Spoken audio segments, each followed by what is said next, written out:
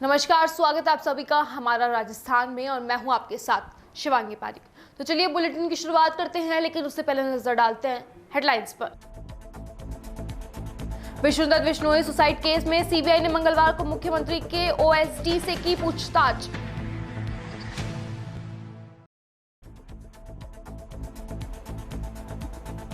Barmer national highway पर बस व एसयूवी में भीषण भिड़ंत, 4 लोगों की मौके पर ही मौत। बावड़ी तहसील में कार्मिक व महिला सहित 4 कोरोना पॉजिटिव सामने आए।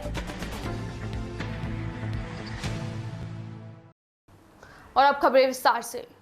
प्रदेश में बहुचर्चित चूरू के राजगढ़ थानाधिकारी विष्णुदत्त बिश्नोई सुसाइड केस में सीबीआई ने मंगलवार को मुख्यमंत्री के ओएसडी देवाराम सैनी से 1 घंटे तक पूछताछ की। सादुलपुर के कांग्रेस विधायक कृष्ण पूनिया से एसएचओ विष्णुदत्त की क्या शिकायत थी और सीएमओ ने इस पूरे मामले में क्या किया।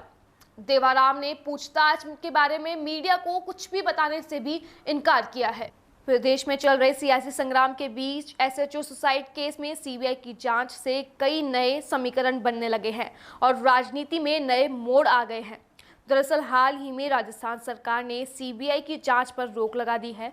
इसके पीछे कई राजनीति समीकरण बताए जा रहे हैं। अब राजस्थान सरकार की सहमति के बिना तो न कोई सीबीआई किसी नए मामले में जांच कर पाएगी और ना ही पुराने मामले में यानी अभी तक की जांच में आगे की पड़ताल कर सकेगी।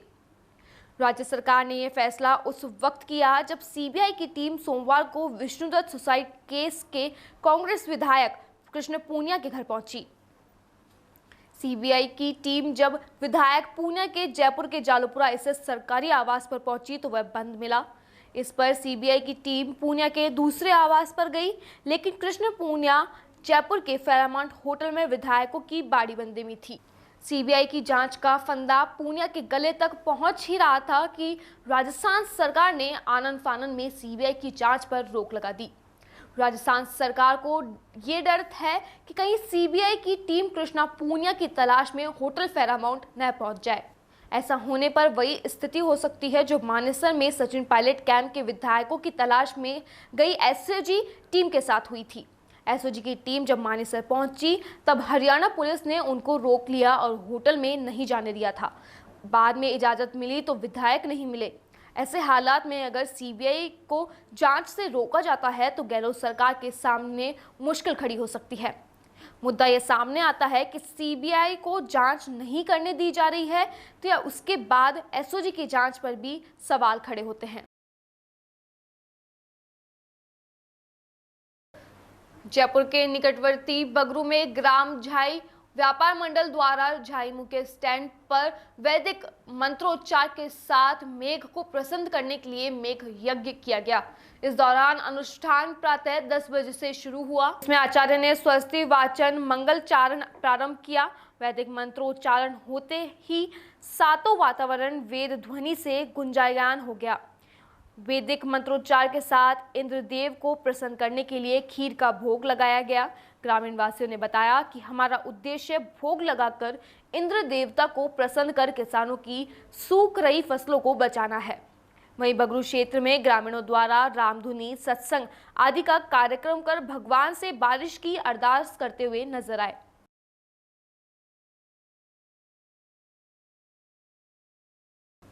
नागौर जिले की ओर से भीम आर्मी के 5वें स्थापना दिवस के उपलक्ष्य में राजकीय बालिका उच्च माध्यमिक विद्यालय किदवई कॉलोनी लुहारपुरा में पौधारोपण किया गया। भीम आर्मी के जिला प्रभारी बाबूलाल जी बानिया के नेतृत्व में 11 पौधे लगाए गए। इस पौधारोपण कार्यक्रम का संचालन अध्यक्ष गरीब मोहम्मद के द्वारा किया गया व पौधों की सुरक्षा का प्रण लिया गया। इस प्रोग्राम के मुख्य अतिथि आचार्य राजेंद्र के निर्माण पौधारोपण का महत्व बताया। इस अवसर पर भीम आर्मी जिले के प्रभारी बाबूलाल बानिया ने मिठाई खिलाकर मुंह मीठा कराकर सभी को भीम आर्मी के स्थापना दिवस की बधाई दी। अंत में संस्था के प्रधानाध्यापक जेताराम ने भी सभी मेहमानों का आभार प्रकट किया।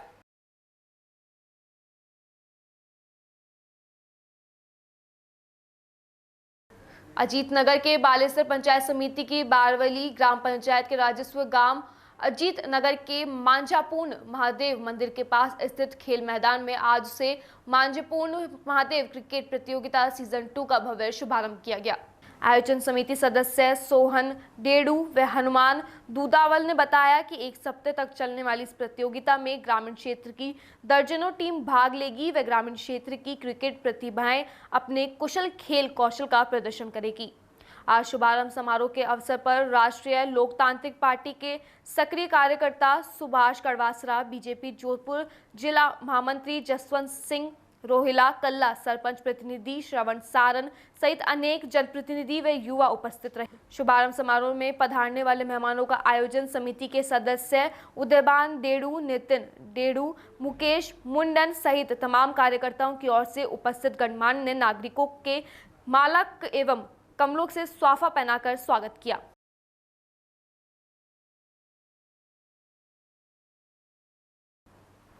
जोधपुर के बिरामी में श्री बाबा रामदेव क्रिकेट टीम की पहल पर मंगलवार से बाबा रामदेव क्रीड़ा मैदान बिडासवास में क्रिकेट प्रतियोगिता शुरू हो गई। प्रतियोगिता में 32 टीमें प्रतिभाग कर रही है।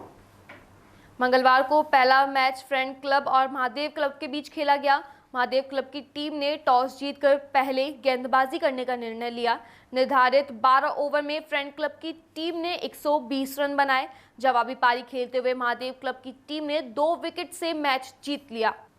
बिडावास की ओर से जितेंद्र सुथार ने 45 रन और बलदेव खेलोन ने 21 रन बनाए। इससे पहले मुख्य अतिथि हनुमान नारायण सुतार और श्रवण खिलौन ने खिलाड़ियों से परिचित प्राप्त कर प्रतियोगिता का शुभारंभ किया। आयोजक हनुमान थोरी, इंद्र सुधार और श्रवण छिंगार ने बताया कि सभी मैच नॉकआउट से होंगे। विजेता टीम को 21,000 और उप विजेता टीम को 11,000 की नगद धनराशि और ट्रॉफी दी जाएगी। मारवाड़ जंक्शन में पिछले वर्ष SNP फिल्म्स मारवाड़ पर रिलीज हुए भोलेनाथ सॉन्ग से मशहूर हुए गायक दिनेश राठौर की आवाज में एक बार फिर देसी भजन ओम बनासारी महिमा सोनू फिल्म्स एंड म्यूजिक पर धूम मचा रहा है। लेखक निर्माता कवि पन्नालाल कटारिया ने बताया कि ये भजन ओम बनासारी महिमा अलग अंदाज में मोर राजरी महिमा के तर्ज पर दिनेश राठौर की आवाज में गाया गया है, जो YouTube पर सोनू फिल्म्स एंड म्यूजिक पर प्रसारित किया गया है। कुछ दिनों में SNP फिल्म्स पर एक बार फिर से दिनेश राठौर की आवाज में भोलेनाथ का सॉन्ग आने वाला है और कई मारवाड़ी व भक्ति सॉन्ग गाए हुए हैं जो कि YouTube पर धूम मचा रहे हैं।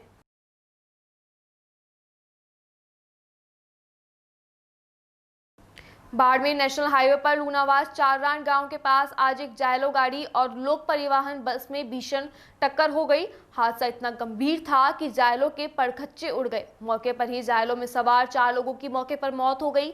मृतक में एक महिला, एक बच्ची और 2 पुरुष शामिल है। ये सभी महिला को दिखाने के लिए गाँव से जोधपुर आ रहे थे, जबकि बस जोधपुर से बालोतरा जा रही थी। बस में सवार करीब आधा दर्जन यात्री भी घायल हो गए। उन्हें इलाज के लिए MDM में भर्ती करवाया गया है। हादसे की सूचना के बाद झावर थाना पुलिस मौके पर पहुंची और शवों को क्रेन की मदद से गाड़ी से बाहर निकालकर MDM अस्पताल के मोर्चरी में रखवाया। झावर थाना पुलिस के अनुसार लोक परिवहन बस की जोधपुर से बालोतरा बाड़मेर जा रही थी। इस दौरान सामने से आ रही जायलो गाड़ी के जबरदस्त टक्कर हो गई। हादसा इतना गंभीर था कि बस जायलो गाड़ी के ऊपर चढ़ गई, जिससे कार के परखच्चे उड़ गए। मौके की और अफरा तफरी का माहौल बन गया। सूचना के बाद आसपास के लोगों की भीड़ जमा हो गई। सूचना के बाद झावर थाना पुलिस भी मौके पर पहुंची। जायलों में सवार 4 लोगों की मौके पर दर्दनाक मौत हो गई, जिसके बाद पुलिस ने कड़ी मशक्कत के बाद गाड़ी में फंसे शवों को बाहर निकाला। पुलिस के अनुसार मृतक में श्यामलाल निवासी चारडिया बाड़मेर और उसकी पत्नी सीता व उसकी बेटी वर्षा निवासी चारडिया व कंपाउंडर शंकरलाल चौधरी निवासी अजीत जिला बाड़मेर के रूप में हुई है। फिलहाल पुलिस ने सभी मृतकों के शव को MDM मोर्चरी में रखवाया है। पुलिस ने दोनों वाहनों को जब्त कर मामले की जांच शुरू कर दी है। ये सभी महिला को दिखाने के लिए गांव से जोधपुर आ रहे थे।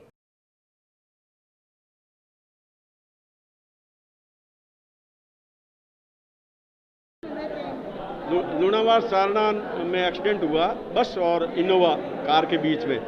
तो उसमें 4 जो इनोवा कार थी वो बस के नीचे घुस गई, जिसको नीचे से खींच करके निकाला गया, जिसमें 4 डेथ बॉडी हुई है, 2 लेडीज़ एंड 2 आदमी, जो उनको एमडीएम लेके आए हैं। इनकी चारों की डेथ मौके पर ही हो चुकी थी। नाम क्या है? नाम इनके, एक तो नाम है शंकरलाल सनोप जीवाराम, ये है चौधरी और अजीत के रहने वाले हैं। दूसरा नाम है श्यामलाल, ये पुखराज जी के बेटे हैं, जाति से सैन है, और ये चिरडिया गांव के निवासी है, जो समुद्री हल्के में पड़ता है। तीसरी इनकी वाइफ है, जो है सीता, तो श्यामलाल की पत्नी है, और चौथी वर्षा नाम की है, जो श्यामलाल की बेटी है। ये गाड़ी कहाँ से जा रही थी, कहाँ आ रही थी? ये बस जो है वो जोधपुर से बोलेरा अपने बालोतरा की तरफ जा रही थी, और बोलेरा जो है वह बालोतरा से जोधपुर की तरफ आ रही थी। आमने सामने इनके टक्कर हुई।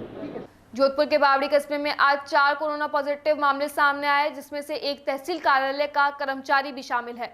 आरआर टीम प्रभारी डॉक्टर अनिल चौधरी व कार्यवाहक उपखंड अधिकारी व तहसीलदार धनाराम गोदारा ने बताया कि बावड़ी कस्बे में एक महिला जो कि 2 दिन पूर्व पीपाड़ से आई थी, उसको खांसी होने पर कोरोना पॉजिटिव की जांच करवाई, जिसमें वह कोरोना पॉजिटिव पाई गई। वहीं 2 अन्य मजदूरी के तौर पर कार्य करते मजदूर थे, जिनके यहां से 2 दिन पूर्व 2 जने पॉजिटिव आए थे, उनको जोधपुर भेजा गया था। उसके बाद उनके लिए सैंपल में दोनों की रिपोर्ट कोरोना पॉजिटिव आई है।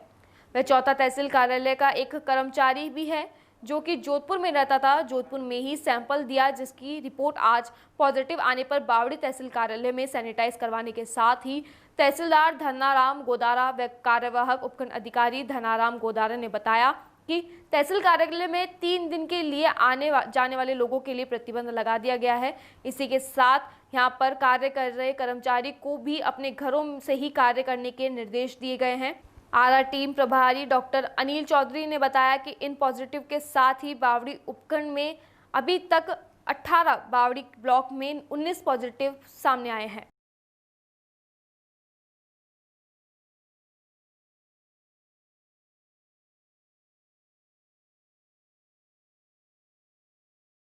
तहसील क्षेत्र बावड़ी में कोरोना का फैलाव अत्यंत तेज गति से हो रहा है।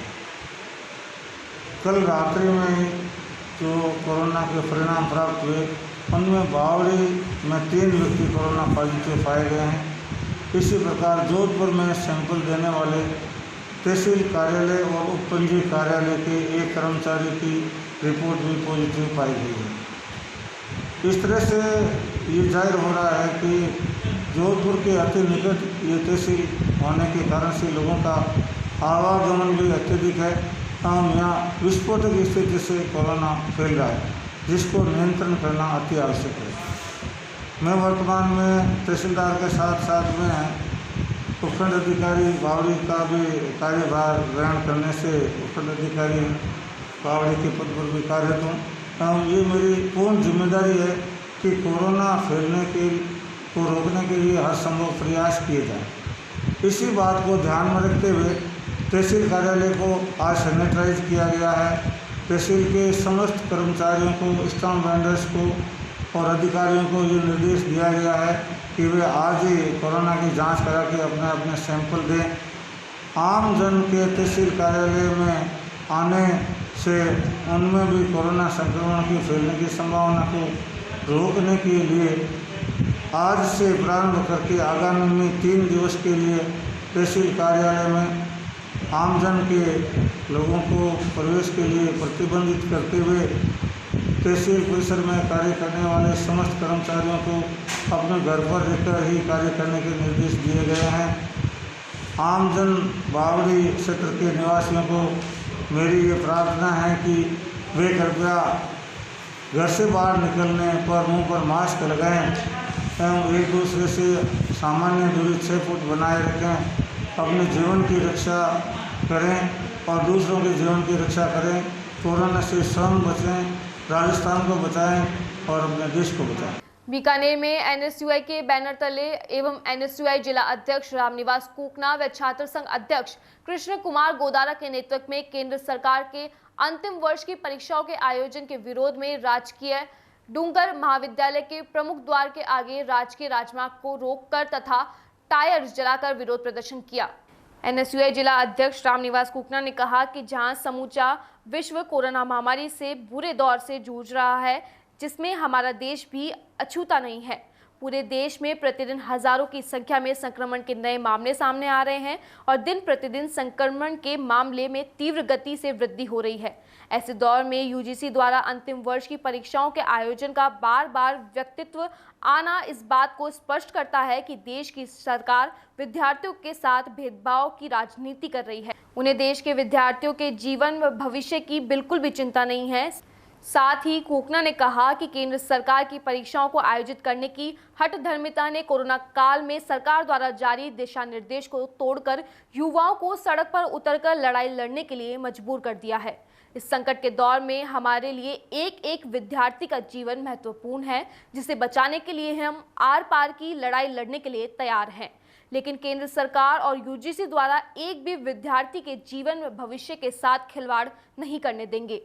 छात्र संघ अध्यक्ष कृष्ण कुमार गोदारा ने कहा कि अगर वर्तमान में निरंतर तीव्र गति से बढ़ते संक्रमण के मामले के चलते अगर परीक्षाओं का आयोजन किया जाता है तो यह विद्यार्थियों के साथ बहुत बड़ा धोखा होगा। इस संकट के समय में सरकार की जिम्मेदारी बनती है कि सरकार छात्र छात्राओं की चिंता को दूर करते हुए उन्हें तत्काल प्रमोट करे, जिससे विद्यार्थी चिंता मुक्त होकर आगामी सत्र का अध्ययन अच्छे से कर सके।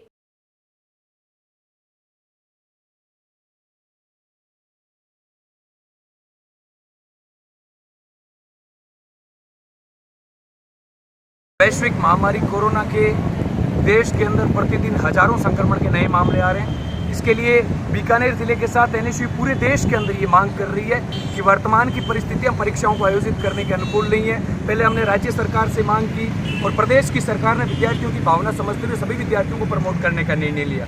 तत्पश्चात केंद्र सरकार की यूजीसी ने एक गाइडलाइन जारी की, जिसमें उन्होंने कहा कि अंतिम वर्ष की परीक्षाएं हम आयोजित करेंगे संभावित सितंबर माह के अंदर। इसलिए हम मांग कर रहे हैं कि देश के एक एक नौजवान का जीवन बहुमूल्य है। भेदभाव की राजनीति नहीं करते हुए सभी विद्यार्थियों को तत्काल प्रभाव से प्रमोट किया जाए। इसके लिए आज दिल्ली के अंदर भी एनएसयूआई एक बेहद बड़ा प्रदर्शन कर रही है और ये महज एक सांकेतिक प्रदर्शन था। आपके माध्यम से मैं देश की सरकार तक और यूजीसी तक ये सूचना पहुंचाना चाहता हूं, सरकार युवाओं को मजबूरन सड़कों पर उतरने के लिए मजबूर नहीं करें, नहीं तो सरकार से जो गाइडलाइन आपने जारी की है कोरोना काल की, वो तमाम नियम हम तोड़कर मजबूरन सड़कों पर उतरेंगे और इस देश की सरकार को ये साबित करके दे देंगे कि नौजवान जब भी सड़कों पर उतरता है, देश की सरकार चाहे कितनी भी तानाशाही कर ले, सरकार को नौजवानों के सामने झुकना पड़ता है। रामनिवास कुकना, एनएसयूआई जिलाध्यक्ष। फिलहाल हमारा राजस्थान में बस इतना ही। आप देखते रहिए डीपीके न्यूज़। नमस्कार।